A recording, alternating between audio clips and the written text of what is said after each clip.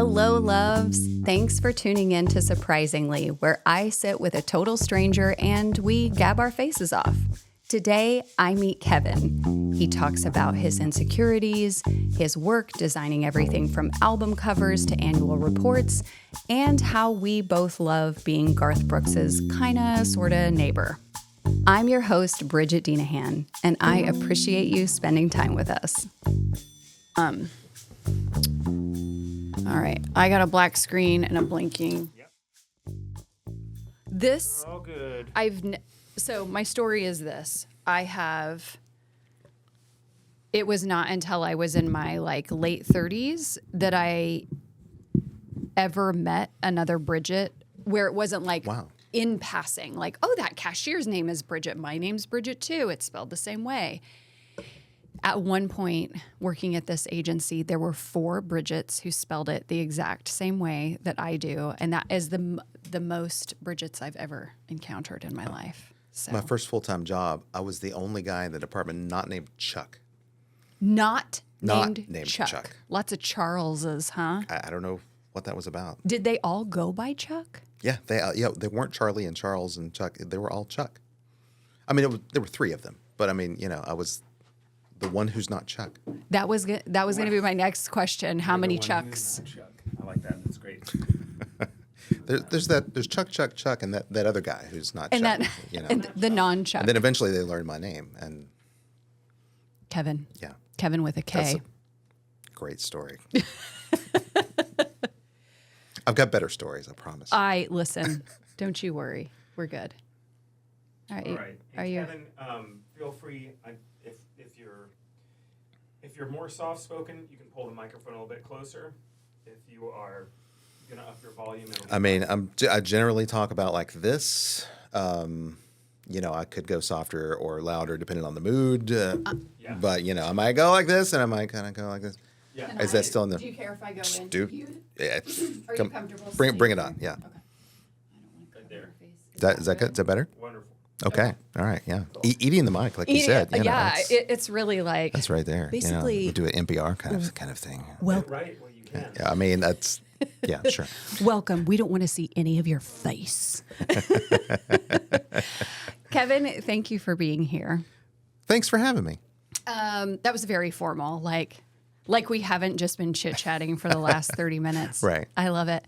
My first question for you is, do you know anything about this podcast? I've listened to a little bit of it. Okay, that's and- fair. That's more than is even required. Yeah, and I mean, what I gather from it is that you know nothing about who you're talking to. That's right. And can you verify for the people that I indeed do not know?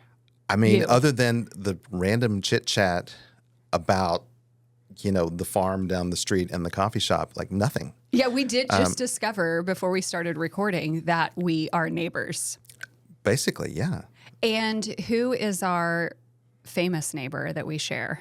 Well, Garth Brooks is in the neighborhood, I guess. Garth and Trisha. Yeah.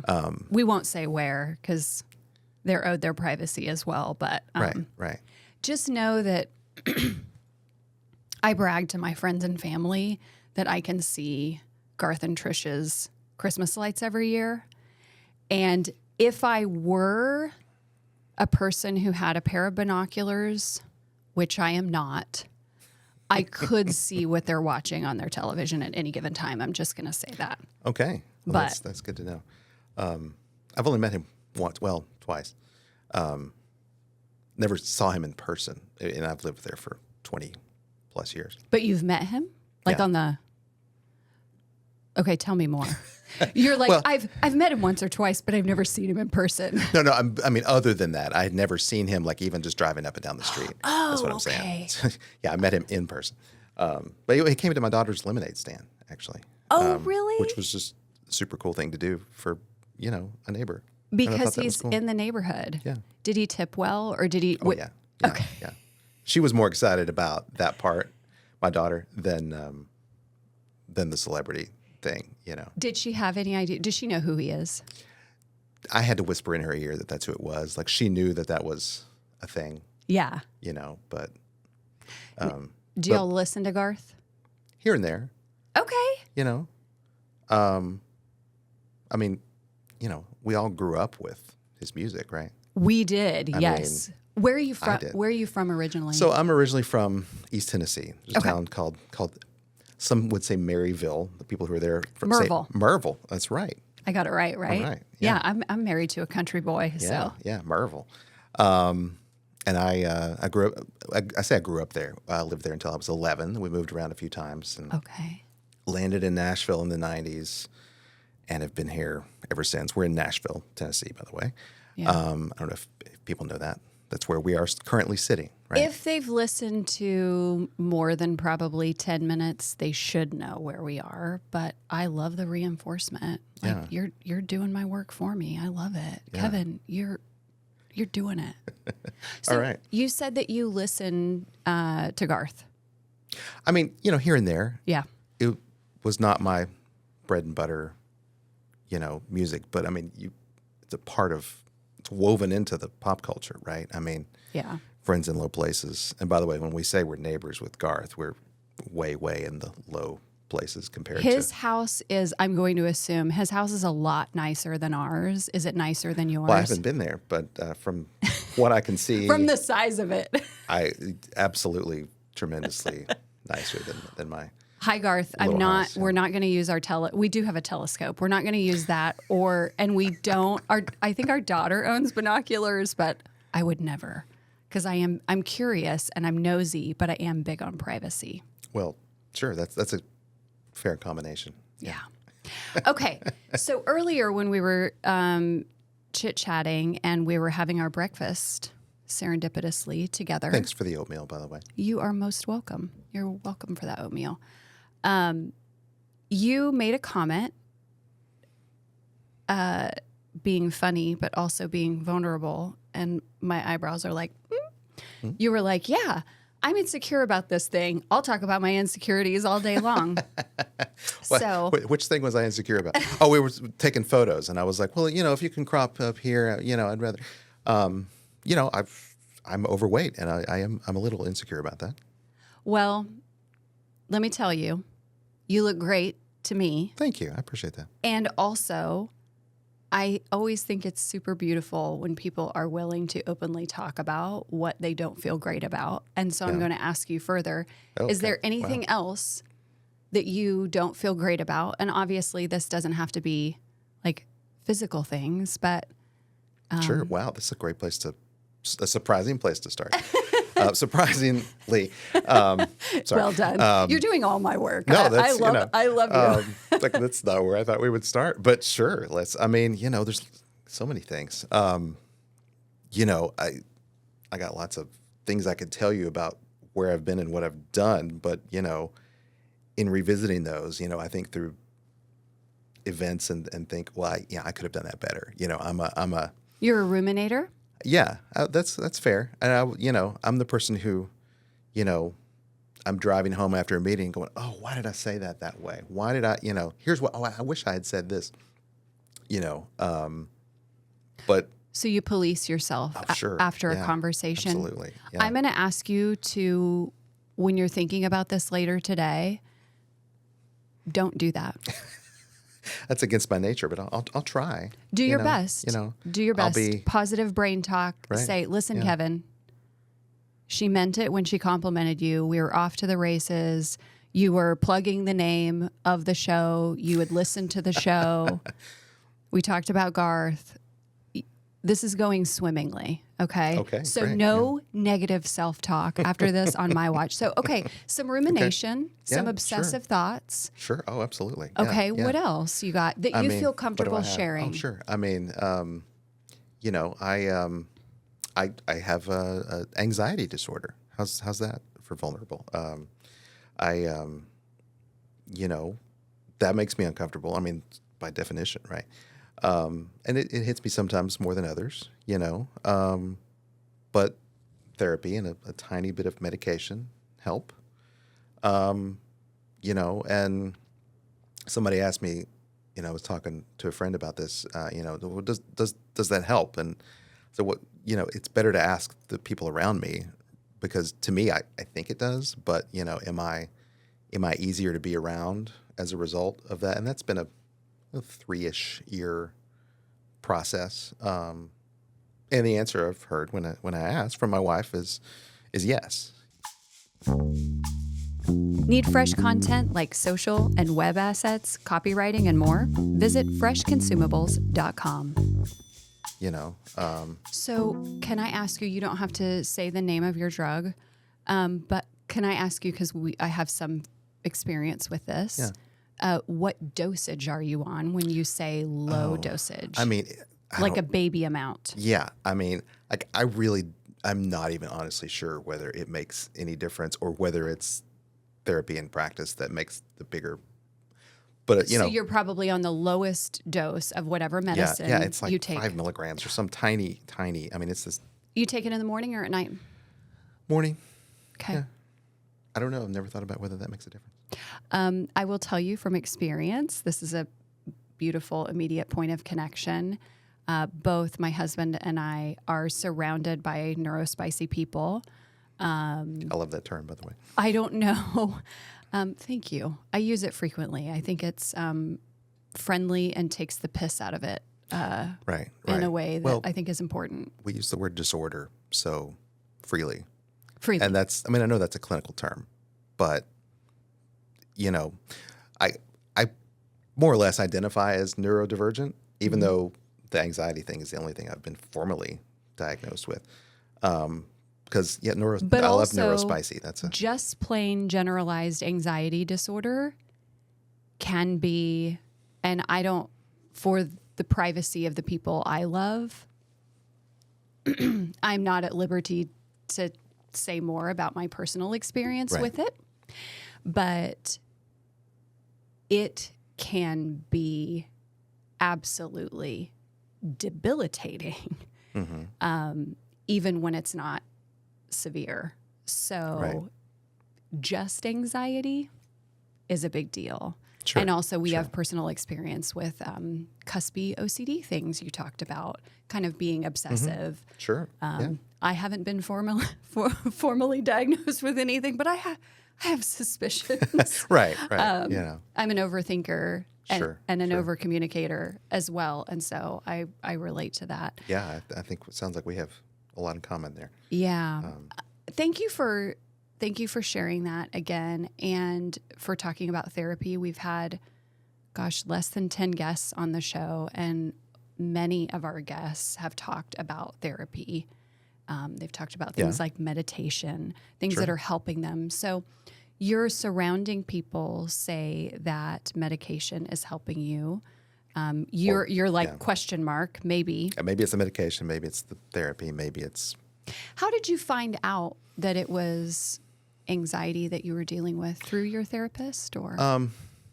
Well, I had a few moments where I had some outbursts. It was an expression of anger that was cyclical and I couldn't quite get out of for a couple of days.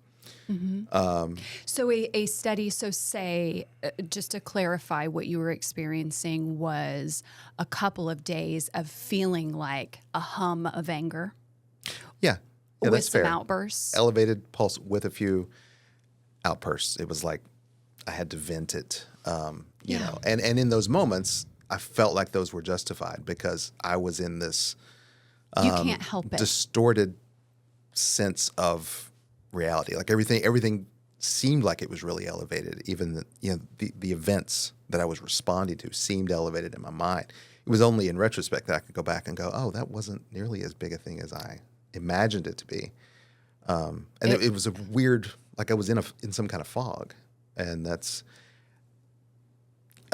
anyway, I went and, checked it out. I said, this doesn't feel like it should be this way. I hate to say the word normal because this doesn't feel normal. But for me, it was, because I generally consider myself, and I hope most people see me as a nice guy. I'm a people pleaser. I'm Lots of people pleasers easy to get along with, are right? full of anxiety. Right, sure. And by the way, when I said just anxiety, I didn't mean to downplay it. I don't hear I that. meant strictly that as opposed to ADD, ADHD, OCD. I don't have any of those. Absolutely. Those I initials. don't hear in you that you are dismissive of other Good. things at all. Yeah, that's good because it can be debilitating, like you said. Yeah. For me, it's been manageable once it was identified. But I went to my physician and then went to a therapist, tried a couple therapists, and found something that works. And Okay, you found a person that you like? yeah. Okay. And it's it's an ongoing journey, and I'm trying to be. It sounds cheesy, but I'm trying to be a better version of myself, right? And not just for me, or really mostly not for me, but for the people that love me and depend on me. I mean, it's important for me to be the better version for me, and I'm not there yet. I mean, I'm in a better place, I think, than I was a few years ago, but I'm hoping to continue that and to be a better version of me, 3 years from now, 10 years from now. I love hearing when people sit down with us. I love hearing when people are working on themselves. And what we've seen thus far is people around our age. We haven't sat with a lot of young people yet. And there is something I think about, and maybe it's this time and space too, where we're at in American culture, where therapy and medication are becoming not just acceptable, but necessities. Right. And so you're echoing what a lot of people have said on the podcast so far. And we're talking to people in their 40s and 50s who are like, hey, I'm not moving on all cylinders necessarily, and I need maybe to take some time to do some extra things. I have to break really quick because I don't see that we have any tissues here. I know my husband always... Are they there? Are they? Huh? You're just pointing... Oh, Kevin, will you hand me a tissue? Can you? Can I? The other thing that I was going to ask is my husband has a chronically drippy nose, and so he is always packing a hanky. I was going to ask for his hanky. A hanky? That's old-fashioned. I know. It was your grandfather, right? His grandfather had a chronically leaky nose, and I think it's hereditary. He has a leaky nose. Okay. Thank you for the tissue. Yeah.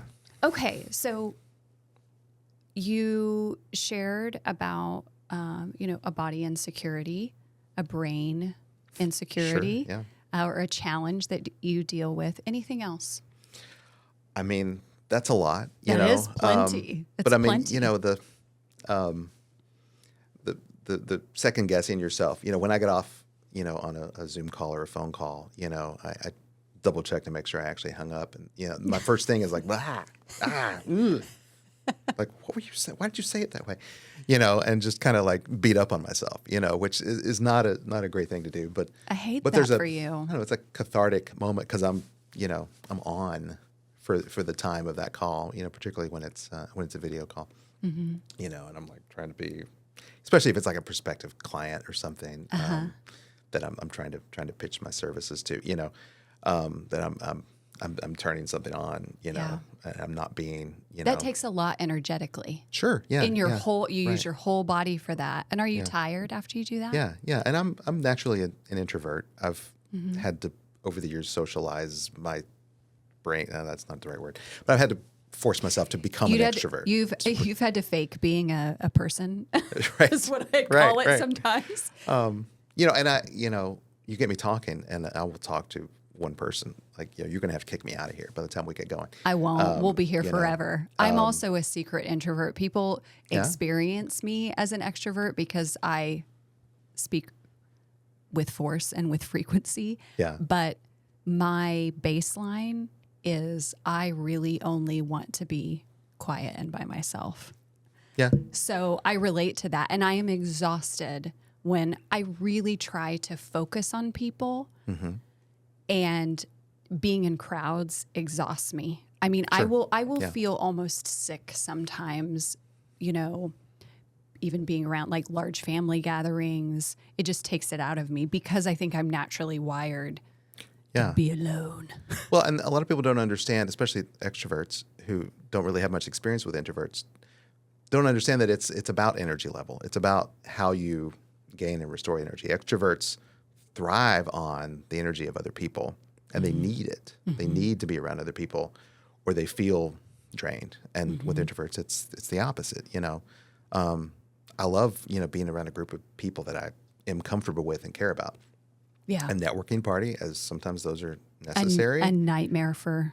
Absolutely. It's, the people that I know there, I love to see them, and it's worth going to those things to see the people that I know or want to meet or want to see. But all the rest of it is,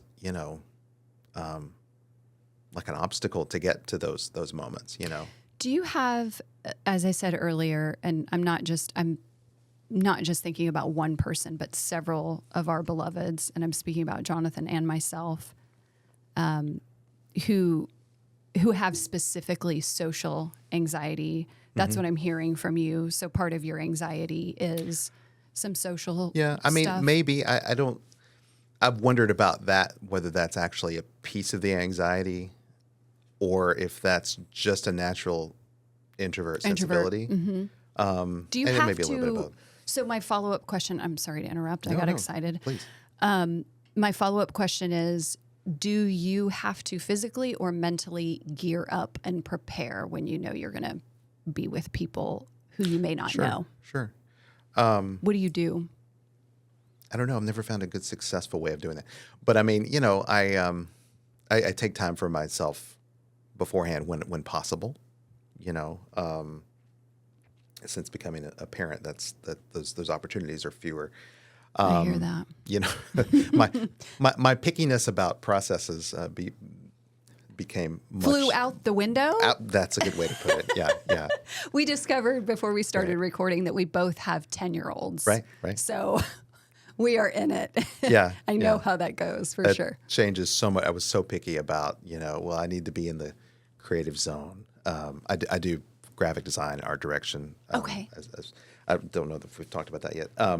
But it's a creative thing. So I was always very picky about, having the right environment and the right mood. And, I always needed to have a comfortable chair, and I couldn't work without shoes on because it felt like, I don't know, and they had to have the right music and lighting and, and now it's like, Kevin? If I can just have 5 minutes in front of the screen without someone screaming or without Bluey on, 20 million decibels in the background, then that'd be great. But if not, then I'll go with it. I mean, that's life, and it's crazy. But sorry, I just completely shifted. What was the question? No. We were just talking about preparation for when you have to be the people thing. Yeah. You said you hadn't figured out a methodology other than quiet time. Right. By yourself. And so I don't you did know, answer the question. I don't know that there is a perfect thing. I mean, No. like I'm chasing some great solution that probably doesn't exist. Yeah. But self-awareness there, knowing that it's about energy level and that there's a buildup and a recovery time that's just necessary. It's not, I shouldn't feel bad about that. That's the way I'm made. That's the way I was created to be. So I shouldn't beat myself up about, why am I not an extrovert? Does your wife understand your downtime that you need after, say, a big energy effort? Yeah. We'll use terms like social battery. I'll say, well, my social battery is down. I need, sometimes that time's not available. Right? But, she understands most of the time that's, if I'm ornery after that. I love that word. That's so why. good. That's a very kind word for some of the stuff she's had to put up with. Dysregulated. Dysregulated. That's good. I like that. Yeah. I got all the things, man. Hey, so much therapy happening in our house. Right. Yeah. Okay. Next question. Okay. So we've touched on some serious vulnerability things right out of the gate. Got that out of the way, right? Yeah, we but did. Let's keep going. I'll tell you more. Okay, good. I can't wait. My next question is, and I'm making it up on the spot.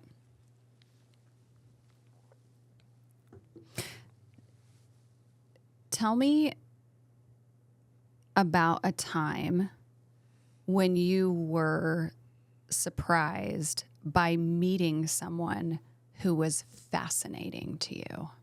Oh, Now, interesting. it's a little intricate, just made it up on the spot. So take your time. We can also shift if nothing. Well, I'm thinking about Yeah. like a happenstance or like, this is one of those things where it's like people who are listening to this don't realize that we haven't No. rehearsed these questions. Like if it was a talk show, they'd be like, "Hey, so I hear you've got an interesting story about." No, I'm totally putting you on the spot. because I have met a lot of fascinating people, but usually not like randomly. Okay. You know. What one, when I said that and you're thinking through it, who came to mind first? Well, I've worked with a lot of like music and entertainment celebrities. Okay. I guess Larry the Cable Guy came to mind first. Okay. That's a weird place to enter into talking about my work, but I purposely don't ask people what they do for a Right. living. Isn't that interesting? Boring. No, but people end up talking about it. It's not boring in general. I just Yeah. think it's a throwaway question sometimes. well, like when I talk about my work, I'll drop a lot of names, usually not at parties and stuff, but like to demonstrate trust, you know. Yeah. And Larry the Cable Guy is not the first one I usually mention, but that is who came to mind. Yeah, I was just talking about him recently. So I do graphic design. A lot of that's for the music industry. Okay. There was a period of time a few years back where I was doing a lot of comedy record album covers and packaging and stuff. A couple times that what a involved neat niche. right. And I'm Do you like it? Do you well- like what you do? I love what I do. Thanks for asking. Yeah. I would say I don't really have that niche anymore, and I live in like a couple different pockets of places where. Tell me all your pockets. I We're mean, here. okay. We're here. We're talking about work. Let's dig in. I'll tell you about Larry in a minute. So I do graphic design and art direction for a little bit of music and entertainment industry, a little bit of nonprofit organizations, Love that. corporate communications, like annual reports and stuff like that. Sure. That needs to be done too. Right. And some small businesses here and there. And so I'm in this weird place where I'm kind of in the middle between, what an agency does and what something else does. And I'm just this middle ground where, the misfit kid that thought that was bad, kind of that became a good thing in my adult life. To be What do you mean when you say thought that was bad? Well, like feeling like a misfit as a kid. Okay. Let me flip that around. Yeah. Felt like a bad thing when I was a kid. Like I don't really know where I fit. As a creative person. Right. Yeah. Right. I like what category do I fit in? And now I find I just that say weirdo, and I mean it in the sure. in the Yes, finest way. I will absolutely own the term weirdo. I only want weirdos in my life. I think of Gonzo. Yeah. Like I think that's his species, right? He's a weirdo, right? Yeah. Like Yeah. Sign me up. I feel you, Gonzo. Gosh, what was I even talking about anymore? Let me bring you back. Sure, Back thank because you. I'm I listening. need You're that. most welcome. We're in this together. So you were talking about. I got we caught talked up about in the Muppets. I'm thinking about. not the first Muppet reference we've had on okay. this program either. So you were talking about the different. You have a niche, but then you've been Yeah. kind of multidisciplinary. Yes. And thinking, and then you went back to thinking about how you thought about yourself as a creative person when you were younger. Like, where am I going to find my thing? Yes. Okay. Continue. Thank you. You're good at bringing it back down. But I, even though I'm not doing very well at this now, I help people communicate. You're doing great, Kevin. Visually, less so in this kind of format. Listen. But and I do that in a lot of different venues, and so that feeling like that misfit kid, like now in my adult life, I'm this kind of like perpetual outsider, and there's an advantage to that. I bring objectivity in my work That's a to great way to multiple put it. organizations, each with their own goals, their own objectives to communicate, right? If it's entertainment, they're trying to entertain, they're trying to tell kind of an ongoing story centered around a personality in most cases. It's different when you're working on an annual report, though. Right, sure. And, I actually kind of thrive on that variety. I do too. That's why I'm in advertising. I Right. love it. I never know what I'm going to do Right. any given day, and it's such a good fit. Yeah. Yeah. Well, there was a time when, I was doing a lot of work for Warner Brothers Records. I've heard in of it. Nashville. You've heard of it. That's good. They'll be glad to hear that. And They're like, I wonder if anyone knows about us. Oh, right, someone does. Right. And they, I started my career working for a Christian record label, Word Records. And over the course of the time I worked for them, they had 3 different parent companies Oh, wow. in like 5.5 years. That's a lot. Which, yeah. And the last one was, at the time, AOL Time Warner, right? I remember. And then, anyway, I got connected with the people like across Music Row, just down the street. just down the street, who were over at the country label. And they got to know them. And then when that job ended, I, furthered those connections. And Nashville's such a small town of a city, which I love. Kevin, I'm going to interject here and Yeah. tell you that our last guest knew the guest prior to that. That's how small this town is. And I didn't know either of these people. Yeah. And they knew each other. Yeah. So I'm like, and we've also had a bunch of radio hosts / disc jockeys on the show, just truly randomly. Wow. So lots of talk about celebrity, lots of talk about, who you know. But again, as I'm sure you have the same feeling, it is a small town and everyone's very humble and no one's truly name dropping. They're talking about their work in a very practical way. Yeah. So Yeah. continue. So in the beginning of your career, label switches. Yeah. So then, those relationships led to, trying a few projects out and then some recurring things. Are you working by yourself these days? I am. Are you independent? Yeah, I am. Okay. I'm a one-man agency. For some reason the word freelance sounds wrong. My wife and I actually started the company together, and there was a point a few years back where she actually ran it without me for a while. Oh, really? So it's like, am I a freelancer? Am I a solo? Am I an agency? Whatever you want to call it. I use the term just call me. freelancer or Sure. contractor. Yeah. Like every word has its baggage, I guess. But I don't care what you call it. Just call me, right? Yeah. Just please pay me Yeah, money Just so I can live. right, sure. No, but I've been very blessed that people do call me and that they call me again. I mean, and that's the best success to me is that when people come back. That is the best. And hopefully the check clears too. But I love when or that it's paid on time. Oh, sure, yeah. Well, within hope. 30 days, within reason, preferably. Right? Yeah, that'd be great. Most of the time, that's true. There's that. I mean, it's all about trust. And that's the name dropping thing too. I'm dropping names so that people, so I can demonstrate trust from the past. So that hopefully they'll trust me in the future. I don't, like I said, I don't name drop it at parties to impress people. If I'm going to tell you a few stories about some names you've heard of, and I'm hoping that if we talk about communication and graphic design and stuff like that, that just demonstrates that you might use a little bit of imagination and think I know a little bit of what I'm talking about in those things. You might be good at your job, perhaps. I mean, I like to think so, and other people, I hope, say the same thing. I could tell you about other things that there's no reason for you to take my word for that, because I'm not an expert in those things. You know what I mean? Yeah. But that one, I would say, yeah, I do know a little bit about that. So those recurring things are important to me when people come back because like, oh, you like what I did, and you want to do it again, and you're going to pay me some more. And well, sure. Yeah. How'd you meet Larry? So, Warner Brothers, we talked about. I was doing like a comedy record and a country record, and it was kind of this alternating thing.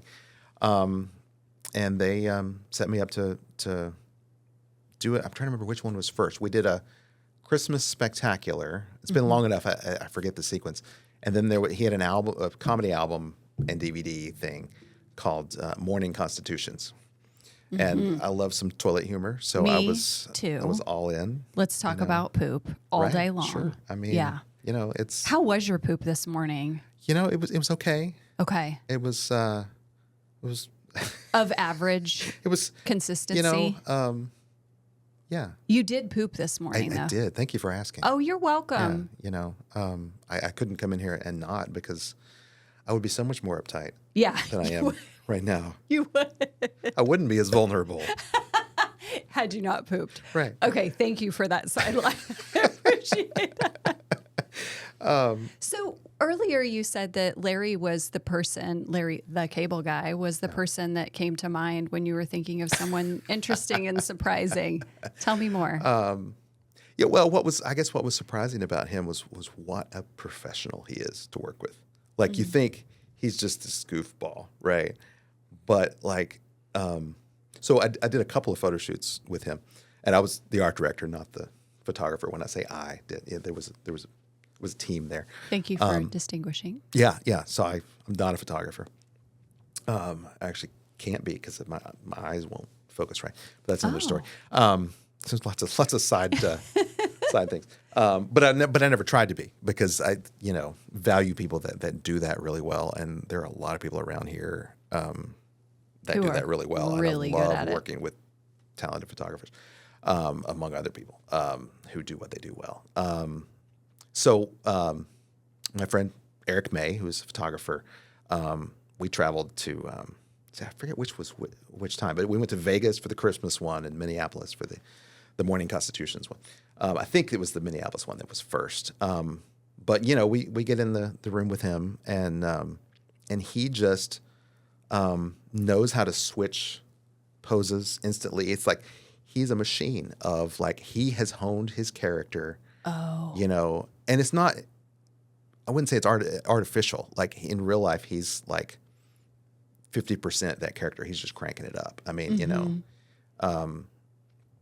he's, just very easy to work with and loves the people that work with him. And I was really impressed that, he knew exactly what he was doing. It was so efficient. Normally in a photo shoot, you do some trial and error, and you set up the setups the way you envision them, and you try to give some room for improvisation within those, and you capture a lot knowing you're only going to pull a few of those things. But it was every click of the camera, he would change pose. He knows he his knew angles. Exactly, right. And I guess I wasn't picturing that guy. If you don't know Larry the Cable Guy, I can't describe him to you. So would you say that maybe you went in with a biased point of you thinking about what you may or may not get? Yeah. Well, I kind of thought it was going to be the opposite. I thought he was going to be just this wild, hard to rein in kind of personality, and not at all. I came out of that with a lot of respect for him and his unique craft. Right. I mean. So tell me, that popped something interesting in my mind. So can you think of another time when you found that your mind was changed, or a perception that you had, a preconceived notion was changed quickly? When my mind was changed quickly.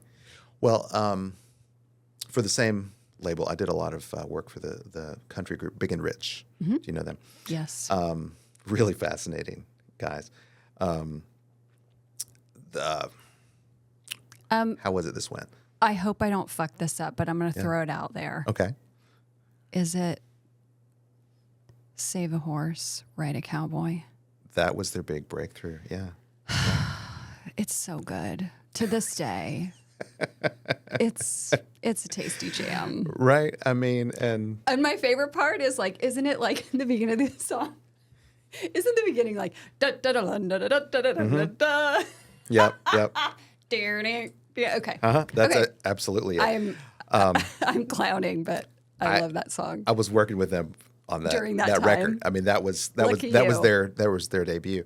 Well, I started working with them. It was just kind of this random thing because there was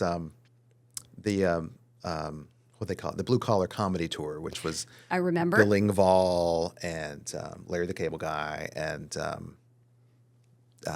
Gosh, Jeff I can't. Foxworthy Oh, Jeff, that's right. and the tater salad guy.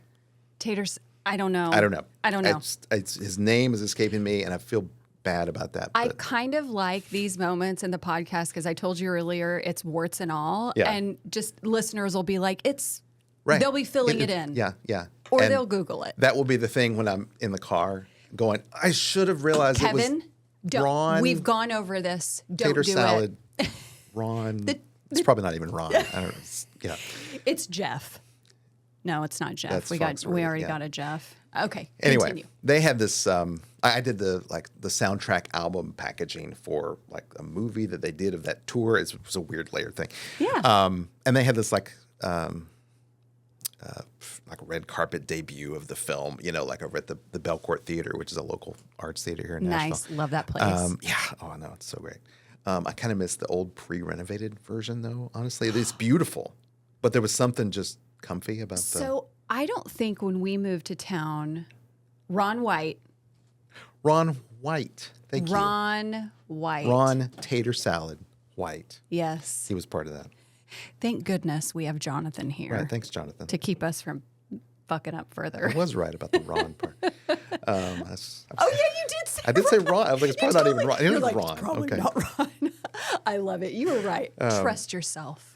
Trust yourself, Kevin. Okay, continue. The Belcourt. The Belcourt. Yes. Gosh, the tangents on these stories It's are going, okay. running wild. It's okay. And they had this premiere thing, and Janice, who was the creative director at the label at the time, I asked her later. I was like, that was a lot of fun. Who were the guys with the hats who were like up in front of us and just like they were just having a good old time, but they had like the tall hats, right? And I was like, who were they? And she was like, oh, it's funny. It's this new act, Big and Rich. And so we started talking about them, and my weird sensibility of that lended itself toward comedy was the same thing that I guess made me a fit for them, because they're a quirky country music act. They're not Right.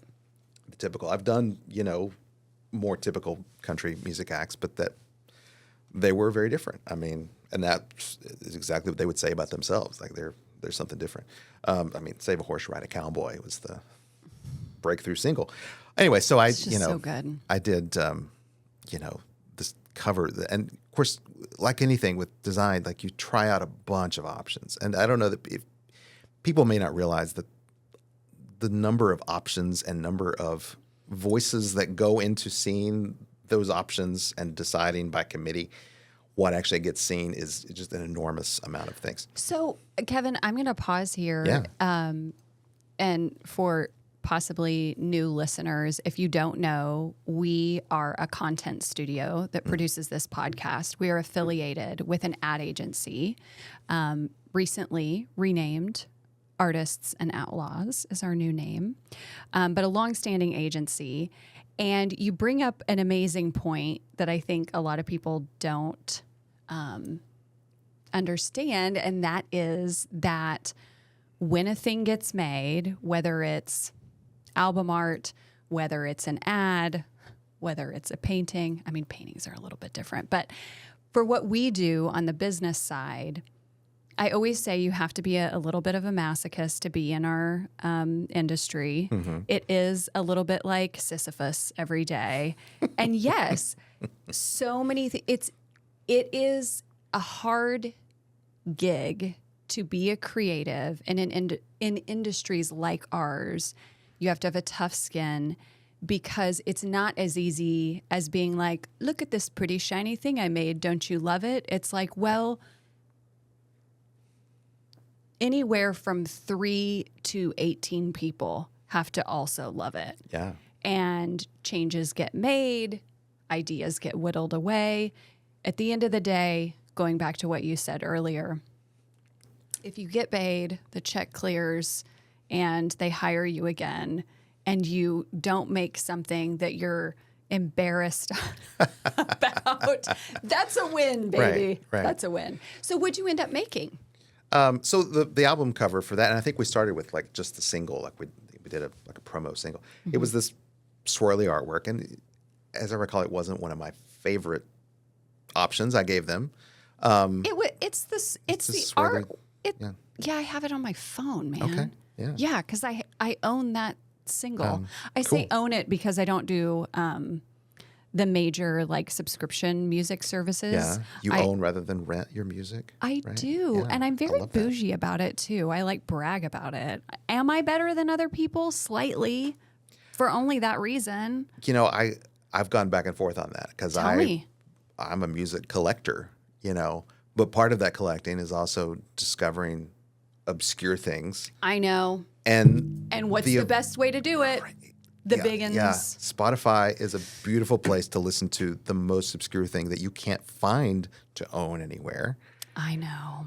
And then hopefully then buy it, support the artist directly if you can I know. through something like Bandcamp on Fridays I when love they get the Bandcamp. direct you know. No, I make that joke that I'm better than everybody else, but I'm like, I get why you do it. I mean, I get why you Right. Well, if you enter into becoming a music fan in the streaming age, that's how you experience music. It is. But the idea that it's, you know, something like you subscribe to all the music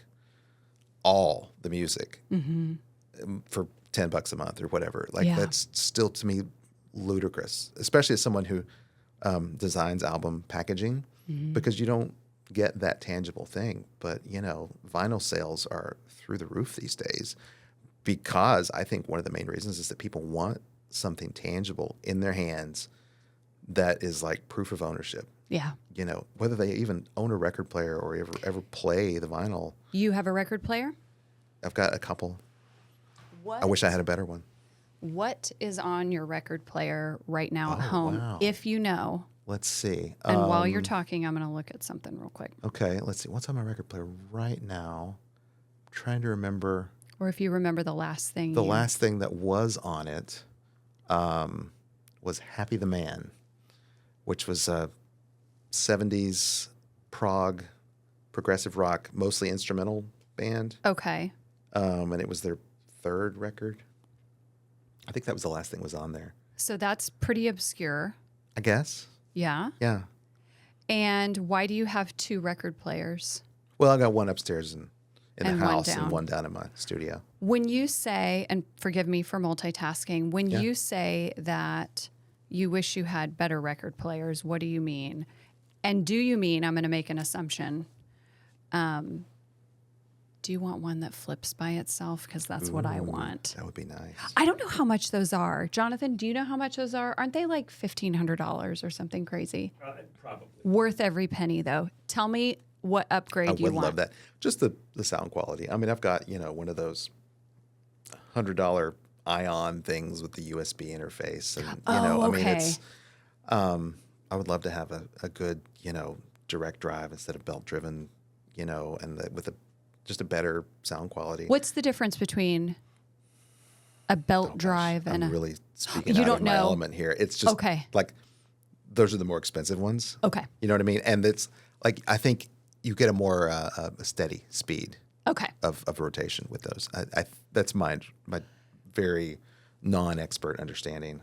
This is the kind of thing where I say, don't take my word for that. Well, listen, you know more than I do. And so somebody out there is going to know even more, and that's I fine. mean, there are those deep audio files. I've seen apparently reel-to-reels are coming back as like a deep audio file thing. Really? Like I'm a big fan of the band Yes. Yeah. Owner of a... Look, I got so excited I almost made out with the mic. I need you to know, Kevin. Okay. Owner of a Lonely Heart is top 10 for me. Yeah. I feel it in my whole body every time I hear that song. Like there's a drum part on the back 3/4 of that song that like, even talking about it, my mouth is watering. That's how much I love that song. It is so... It gets me out of my mind. I love that song. Right, okay, right. so that's That my is yes like soapbox. the 80s summed up. If you needed to sum up the 80s in like 5 songs, it would be that and something from Tears for Fears, probably, and A little shout, maybe. Yeah. Anything from that Big Chair album, for sure. Ooh, keep going. What else? Oh, would I don't be... know. Let's see. I just created this problem for myself. Can you find Axel F by Harold Faltermeyer from Beverly Hills Cop. I own that on vinyl. yeah. I believe it was in the first 5 vinyl records I ever owned as a young person. And I went next door to a neighbor's house to their garage sale, and I bought that Beverly Hills Cop record. I just got the other day the St. Elmo's Fire soundtrack. Oh, yeah. Oh, yeah. I'm getting excited now. So One good. of many David Foster produced albums from it's like That guy. right. David Foster and Diane Warren as a songwriter. Ooh, I don't know.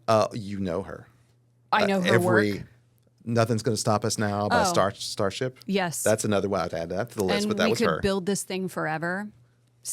What is it? Build this thing together, stand this storm forever. Yes. Nothing's I going think to stop us now. I learned that song without the lyric sheet, and I sang my heart out with all the wrong words.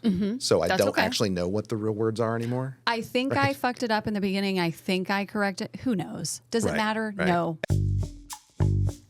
We're stopping here, but stay tuned for Kevin's part 2, where we dig in more about some of the happiest moments of his life and how good communication skills can make the world a better place. Thanks for being here. Our show is executive produced by Sherry Day, Farley Day, and John Arnold. Produced, edited, and engineered by Jonathan Kosick. Designed by Josh Ford. If you live in the Nashville area or are visiting soon and want to be a guest, email us at jonathan@freshconsumables.com. That's JONATHAN@freshconsumables.com. Want to hear more of Surprisingly's meaningful and unpredictable conversations? Subscribe now wherever you get your podcasts. I'm your host, Bridget Deanahan. Thanks for listening.